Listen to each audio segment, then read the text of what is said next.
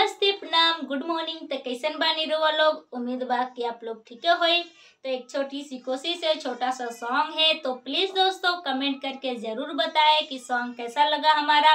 और इस चैनल पे नए हैं तो चैनल को सब्सक्राइब कर लीजिएगा, ताकि कोई भी ब्लॉग कोई भी वीडियो डाले तो सबसे पहले आप लोग के पास पहुँचे। तो छठ माता का सॉन्ग है, तो कमेंट में जरूर जय छठी माता लिखिएगा। और सॉन्ग है हमारा जनतानी महान हवे परब, बाकी भौजी न करा डिस्टर्ब। जनतानी महान हवे परब, बाकी भौजी न करा डिस्टर्ब। आवता नींद न जगावा भेनु सारे, आवता नींद न जगावा भेनु सारे। साजल दौरवा धोके कपारे चला गंगा किनारे, ए देवरू चला गंगा किनारे। साजल दौरवा धोके कपारे चला गंगा किनारे, ए देवरू चला गंगा किनारे। जनतानी महान हवे परब, बाकी भौजी न करा डिस्टर्ब। आवता नींद न जगावा भेनु सारे, साजल दौरवा धोके कपारे, साजल दौरवा धोके कपारे चला गंगा किनारे, ए देवरू चला गंगा किनारे।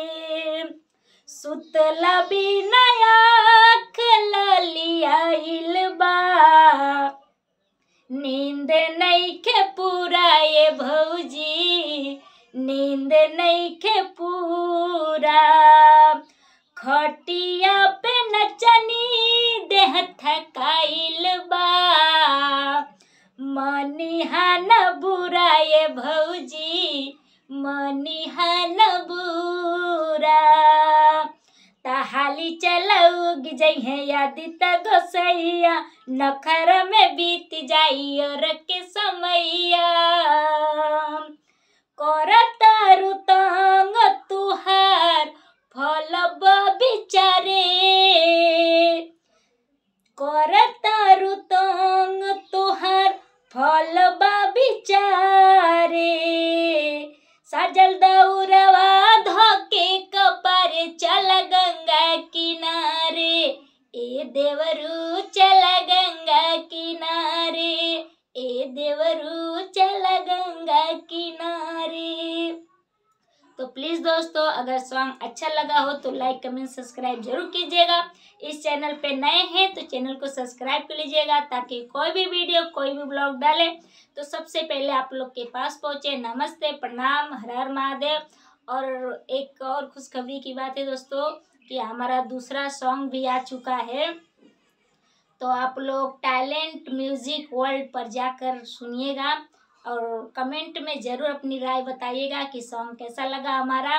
तो प्लीज़ आप लोग जाइए और चैनल को सब्सक्राइब कर लीजिएगा, टैलेंट म्यूजिक वर्ल्ड।